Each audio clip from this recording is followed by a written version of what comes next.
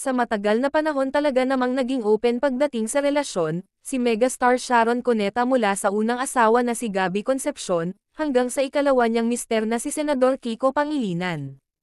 Sa naging panayam with TV host Luis Manzano, chinika ng batikang singer ang ilan sa mga naging pagsubok pagdating sa kanyang love life. Ayon pa nga sa kanya, ang tanging hindi lang ibinigay sa kanya ay yung magkaroon ng stable marriage.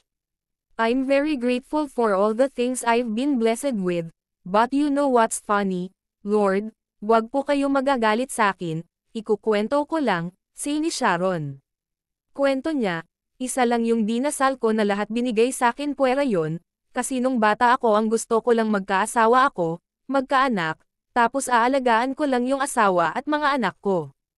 Pagtanto pa ni Sharon, kahit nagkaroon na siya ng ikalawang pagkakataon na magmahal muli, ay tila nag-struggle pa rin daw siya dahil magkaiba ang pananaw nila sa buhay, ng kanyang current partner na si Kiko Pangilinan. I got married the first time, obviously, it failed, sambit niya.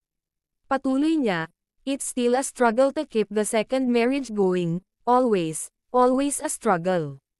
Magkaiba ang direction namin. He's a politician, and you know I hate politics.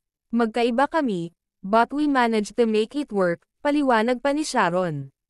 Sinabi rin ng megastar na ang mga anak nila ang nagiging dahilan kaya nagsasama pa rin sila ng mister na si Senador Kiko. Number 1 because we love our kids and we're both respectable people, saad ng batikang singer.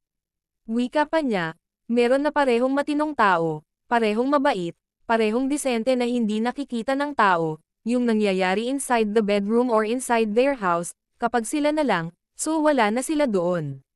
So dalawang matinong tao na hindi magkasundo, so kailangan maghiwalay kasi isa lang ang buhay, ani pa ni Sharon.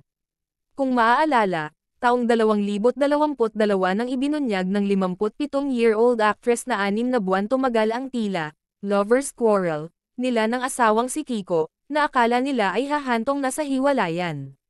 Sa ngayon ay naging problem din ni Sharon, ang dalawang anak nito, na ngayon daw ay may tampuhan.